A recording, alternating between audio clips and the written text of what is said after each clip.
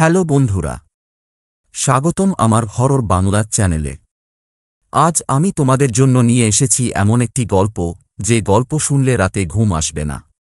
শুধু শুনলে না, এটা আমার চোখে দেখা, আমার নিজের ঘটনা।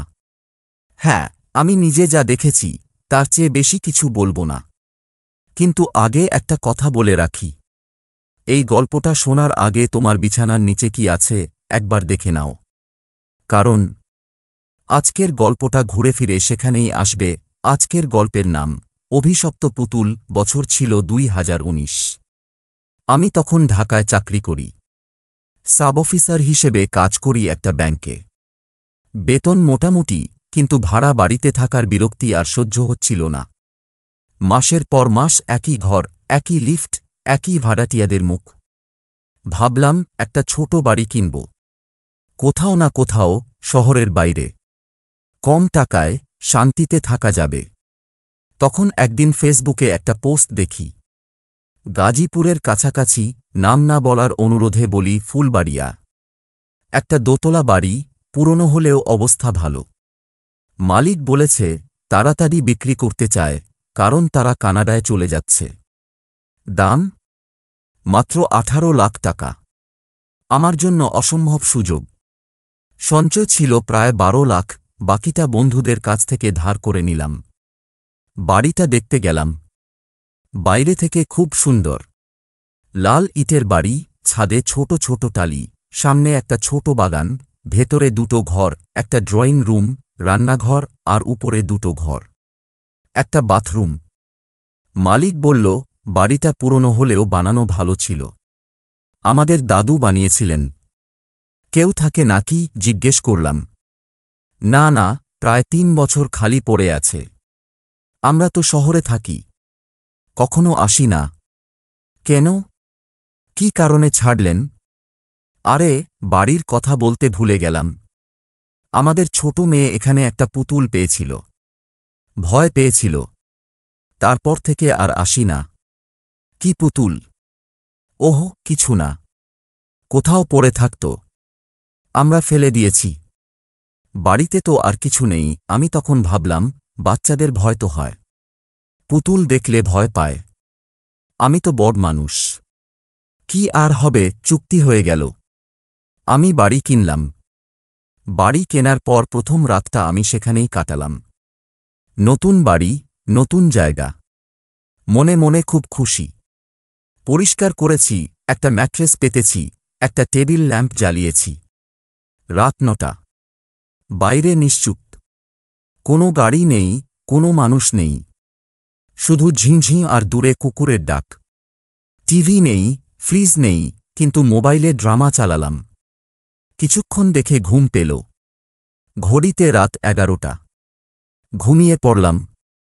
হঠাৎ কানে কিছু শুনলাম। টু টু টু, মনে হলো কেউ পায়ে হাঁটছে, ধীরে ধীরে, উপর থেকে। আমি চোখ মেললাম। ঘর অন্ধকার, ল্যাম্প নিভে গেছে। মোবাইলে সময় দেখলাম 11টা বেজে 43 মিনিট বাজে। কে আছো ডাকলাম, কোনো উত্তর নেই। আবার শুনলাম টু টু টু, এবার আরও কাছে। মনে হলো সিঁড়ি দিয়ে নামছে। আমি উঠে বসলাম। হৃৎপিণ্ড ধড়াস ধড়াস করছে। চোখগুলো ঘরের দরজার দিকে তাকিয়ে। দরজা খোলা, কিন্তু কেউ নেই। হয়তো বিড়াল, ভাবলাম, কিন্তু বাড়িতে তো কোনো বিড়াল নেই। আবার শুনলাম টু টু, এবার লাগলো যেন কেউ ঘরের মধ্যে দাঁড়িয়ে আছে, আমার পাশে। আমি হাত বাড়ালাম, লাইট জ্বালালাম। কিছু নেই, শুধু আমি। মাথা খারাপ হয়ে গেছে নাকি ভাবলাম। কিন্তু তারপর দেখলাম আমার ম্যাট্রেসের পাশে, মেঝেতে একটা ছোট পায়ের ছাপ, ধুলোয় পড়ে আছে, যেন কারো ছোট পা, বাচ্চার মতো। আমি সেটা দেখে হাসলাম। হয়তো আগের বাসিন্দা ছেলে মেয়ে খেলত, পা রেখেছিল, ভাবলাম। কিন্তু মনে মনে একটা ঠান্ডা হাওয়া বয়ে গেল। পরের দিন সকালে বাড়িটা আরও পরিষ্কার করলাম। উপরের ঘরগুলো দেখছি। একটা ঘরের মেঝেতে ধুলো জমে আছে, আলমারি আছে, কিন্তু ফাঁকা। আমি আলমারি খুললাম। ভেতরে কিছু নেই, কিন্তু নিচের তাকে কিছু লাল রঙের জিনিস দেখলাম। হাত দিয়ে টেনে বের করলাম। একটা পুতুল, ছোট, কাপড়ের তৈরি, মুখে লাল সুতা দিয়ে হাসি আঁকা, চোখ দুটো কালো বোতাম, মাথায় ছোট রেশমি রিবন, হাত দুটো নিচু করে রাখা, যেন কিছু ধরে আছে। আমি পুতুলটা দেখে একটু অস্বস্তি বোধ করলাম। মনে হলো এটা আগে থেকেই আমাকে দেখছে। এটাই নাকি সেই পুতুল, ভাবলাম। মালিক তো বলেছিল ফেলে দিয়েছে, কিন্তু এটা তো এখানে আছে। আমি পুতুলটা বাইরে ফেলে দিতে চাইলাম, কিন্তু কেন জানি না ফেললাম না। মনে হলো এটা কারো খেলনা ছিল, হয়তো কোনো বাচ্চা ছেড়ে গেছে। আমি এটাকে একটা বাক্সে রেখে দিলাম, বললাম পরে কাউকে দেব। সেদিন রাতে আবার ঘুমালাম। আবার সেই শব্দ, টু টু টু, এবার আরও স্পষ্ট, যেন কেউ আমার পাশে দাঁড়িয়ে আছে। চোখ খুলে দেখি পুতুলটা আমার বালিশের পাশে বসে আছে। আমি লাফ দিয়ে উঠলাম। কি ব্যাপার? আমি তো বাক্সে রেখেছিলাম। বাক্সটা দেখলাম খোলা, ভেতরে কিছু নেই। পুতুলটা আবার বালিশের পাশে, চোখ দুটো আমার দিকে, মুখে হাসি। আমি পুতুলটা হাতে নিয়ে বাইরে ছুঁড়ে ফেললাম, বাগানের দিকে ছুঁড়ে দিলাম। এবার আর ফিরবি না। পরের দিন সকালে বাগানে গেলাম, পুতুলটা খুঁজলাম, নেই। ভালোই হলো, ভাবলাম, হয়তো কোনো বিড়াল নিয়ে গেছে। কিন্তু রাতে ঘুমাতে গিয়ে দেখি পুতুলটা আবার বালিশের পাশে। এবার তার হাতে আমার মোবাইল ফোন। আমি চিৎকার করে উঠলাম, কে এটা করল? মোবাইল তুলে নিলাম। স্ক্রিনে আমার সেলফি খোলা, কিন্তু আমি তো সেলফি তুলিনি। আর সেই সেলফিতে আমি ঘুমাচ্ছি, আর পাশে পুতুলটা দাঁড়িয়ে। আমি কাঁপছি, মনে হচ্ছে রক্ত জমে আসছে। পুতুলটাকে আবার বাইরে ছুঁড়ে ফেললাম। এবার বাড়ির পিছনের পুকুরে ফেললাম, ডুবে যাক। কিন্তু পরের রাতে সেটা আবার ফিরে এলো। এবার তার মুখে লাল সুতা নেই, সেটা আমার হাতের কাছে রাখা, আর পুতুলের মুখে রক্তের মতো লাল দাগ। আমি আর থাকতে পারলাম না। ভাবলাম বাড়ি ছাড়ব, কিন্তু কিভাবে? এত টাকা দিয়ে কিনলাম। কেউ কি এমন বাড়ি কিনবে? তারপর একদিন এক বুড়ো মানুষ এলো বাড়ির সামনে দাঁড়িয়ে, মুখে গাঢ় দাড়ি, চোখ লাল। আমি জিজ্ঞেস করলাম, কি চান? সে বলল, তুমি সেই বাড়ি কিনেছ যেখানে পুতুলটা ছিল? হ্যাঁ। কিন্তু আপনি কিভাবে জানেন? আমি এই এলাকার মৌলবি, আমি জানি সব। ওই পুতুলটা ফিরে এসেছে। হ্যাঁ।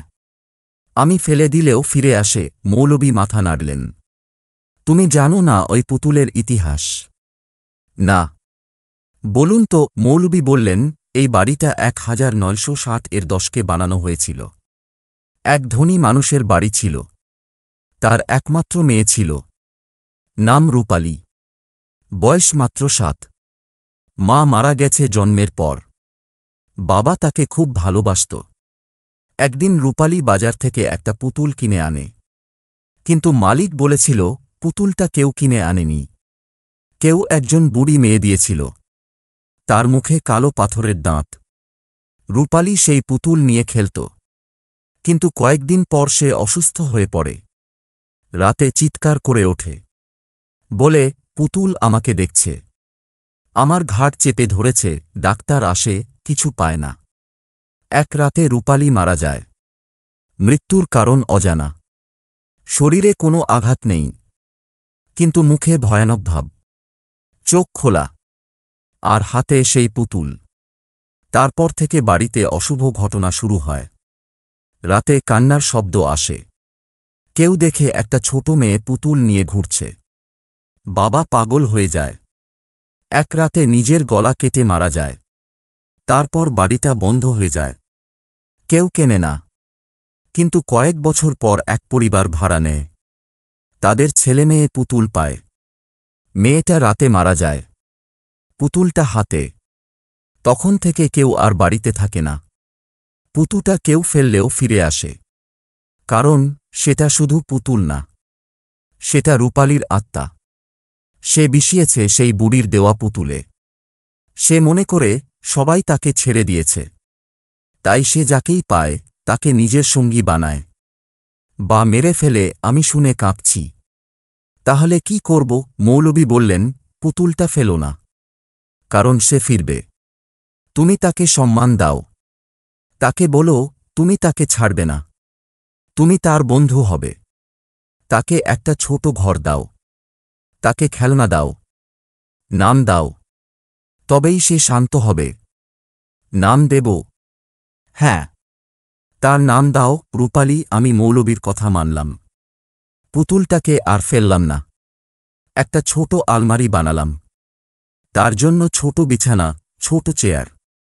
আমি তাকে বললাম, রূপালী, আমি তোমার বন্ধু, তুমি আমার পাশে থাকো, আমি তোমাকে ছাড়ব না। প্রথম কয়েকদিন কিছু হলো না, কিন্তু রাতে আর কোনো শব্দ নেই, না হাঁটার, না কান্নার। তারপর একদিন সকালে দেখি আমার টেবিলে একটা ছোট ফুল রাখা, যেন কেউ হাত দিয়ে রেখেছে। আমি জানি সেটা রূপালী রেখেছে। আমি তাকে বললাম, ধন্যবাদ রূপালী। সেদিন থেকে আমি তাকে প্রতিদিন কথা বলি, তার জন্য ছোট খাবার রাখি, যদিও সে খায় না। তাকে গল্প শোনাই।